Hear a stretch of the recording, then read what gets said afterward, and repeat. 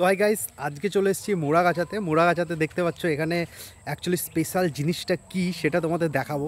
Actually প্রত্যেক বছরে না আমি মোড়াগাছাতে আসি। এই টাইমে হচ্ছে কালী পুজোর সময় তো প্রত্যেক জায়গায় কালী পুজো হয়, তো সেই জন্য কালী পুজোতে আসি। এবং কালী পুজোতে আসার পরে এখানে আমার কিছু রিলেটিভদের বাড়ি আছে, সেই জন্য আমি কালী পুজোতে এখানে সবসময় আসি। তার সাথে সাথে এখানে আর কিছু স্পেশাল জিনিস আছে, যে জিনিসগুলো এই টাইমে হয় না, অথচ গরমের টাইমে এই জিনিসগুলো তোমরা দেখতে পাবে। সেই জিনিসটা হচ্ছে এখানকার স্পেশাল আম। ওয়াও, দেখো দেখাচ্ছি। তোমরা দেখতে পাচ্ছ আমি এখন অলমোস্ট বাগানের মধ্যেই আছি। আর আমার পিছনে এই যে বড় বড় গাছগুলো দেখতে পাচ্ছ, এই গাছগুলো হচ্ছে আম গাছ।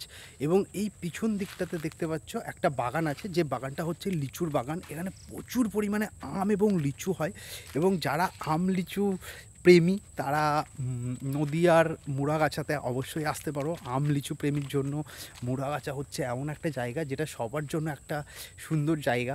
এবং এই জায়গায় আসার পরে একটা মনের আলাদা আমেজ, গরমের সময় বাগানে এসে একটা আম গাছ থেকে আম খাওয়া। একটা এই যে দেখতে পাচ্ছ এই আম গাছটা, এটা কত বড় একটা আম গাছ দেখো।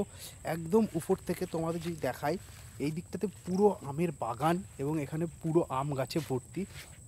তো খুবই ভালো লাগে মোড়াগাছায় আসতে, এবং এখানে একটা নতুন আমেজের পরিবেশের সৃষ্টি হয়। এবং এই জায়গাটা একদম একদম সুন্দর জায়গা দেখতে পাচ্ছ। পুরো বাগানটা দেখো কত পরিষ্কার, একদম ঝকঝকে পরিষ্কার। এবং আমের সময় তো এই জায়গাগুলো আরও সুন্দর লাগে।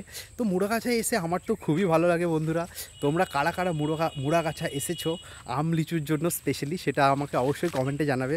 চলো দেখা হচ্ছে নতুন একটা আবার এই ধরনের ব্লগ ভিডিও নিয়ে।